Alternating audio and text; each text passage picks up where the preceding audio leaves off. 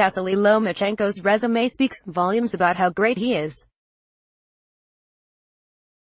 He's a two-time, two-division Olympic gold medalist, sports a 396-1 amateur record and is already a two-division world champion in only 11 professional fights. High Tech looks to add to his budding legacy on Saturday, making his lightweight debut, challenging WBA title holder Jorge Linares, 44-3, 27 KOs, at Madison Square Garden. Considering everything he's done in such a short amount of time, is Lomachenko 10-1, 8 KOs, biting off more than he can chew and once again moving up in weight and attempting to gain another championship? Let's examine what lies ahead for Lomachenko. More SN pound-for-pound rankings. Last look before shake-up. Why is Linares difficult for Lomachenko? Styles makes fights, is one of the oldest sayings in boxing.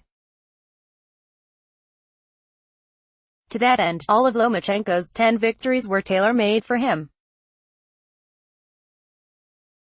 None of them possessed an in-your-face style, and with that being the case in this fight, Lomachenko will have to throw more shots.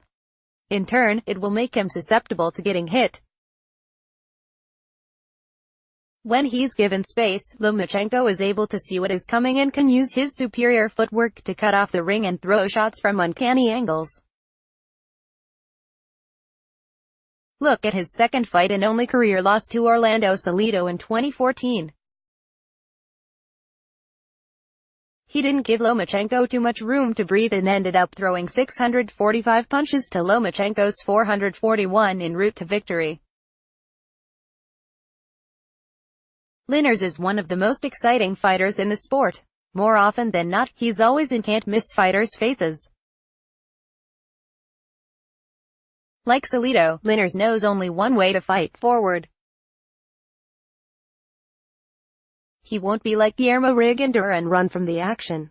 He will force the action and make Lomachenko fight a fight he isn't accustomed to. Will moving up in weight finally haunt Lomachenko? I started my career at the age of 25, Lomachenko told Sporting News last April. Most of my body was already developed and I still competed in 2 different weight classes and looking to get into a 3rd different weight class.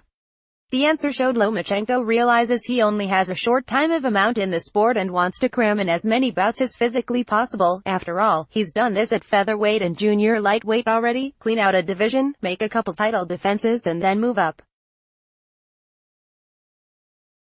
There's nothing wrong in having that mindset. But when your body is already developed, it's harder to put on more weight and a fighter can only handle so much without forcing it do things he or she isn't made to handle.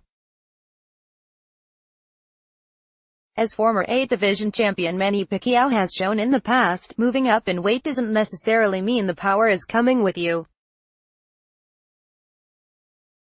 The skill may be there, but the exciting finishes which put you on the map are gone. Some fans wonder what happened to the fighter of old. Maybe Lomachenko has all the puzzle pieces put together and isn't cluing the rest of us in on what more he has to offer.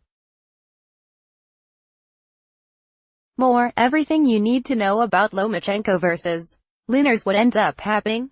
Linares is the best lightweight in the world and it's not even close.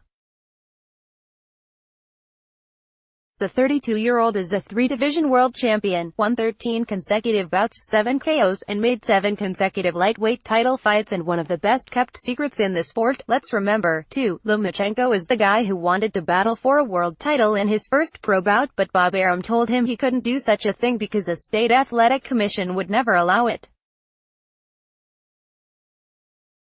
He did get his title shot though in his second fight in the loss to Orlando Salido. What Lomachenko has done in less than 5 years is unheard of. Every fighter, whether they admit it or not, has a breaking point. While his second career fight was too soon for him, Saturday night could prove to be too much for him.